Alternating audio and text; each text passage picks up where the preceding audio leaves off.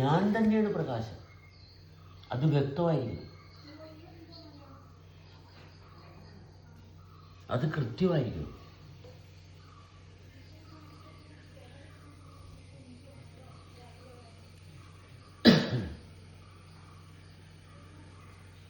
ഞാൻ തന്നെയാണ് പ്രകാശം. അപ്പോൾ അവിടെ ഒരു കാരണവശാലും ഒന്നും പ്രത്യേകിച്ച് ചെയ്തു തീർക്കേണ്ടതായിട്ടില്ല. ചെയ്തു തീർക്കാനൊന്നുമില്ല, ലൈവായിട്ടിരുന്നാൽ മതി. ഈ ചെയ്തു തീർക്കാൻ നോക്കുമ്പോഴാണ് പ്രശ്നം വരുന്നത്. ചെയ്തു തീർക്കാൻ നോക്കുന്നത് എന്തുകൊണ്ട്? ശരീരത്തിൻ്റെ താല്പര്യമാണ്. അവിടെ ശരീരത്തിന് ഒരിക്കലും സ്റ്റെബിലിറ്റി ഇല്ല.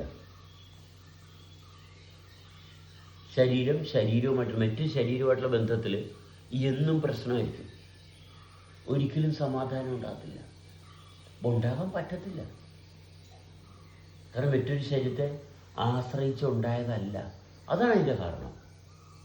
ഇത് ഉണ്ടാകാനുള്ള കാരണം ഇത് മറ്റൊരു ശരീരത്തെ ആശ്രയിച്ചുണ്ടായതല്ല.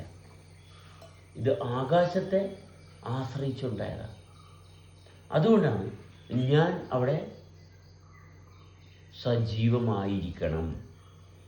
ഞാൻ എന്ന് പറയുന്ന ആത്മബോധത്തിൻ്റെ സ്വാധീനത്തിൽ ആയിരിക്കണം എൻ്റെ ശരീരം നിലനിൽക്കേണ്ടത്. എന്നാൽ മാത്രമേ നമ്മൾക്ക് ആശ്വാസം തുടർച്ചയായിട്ട് ഉണ്ടാകത്തുള്ളൂ.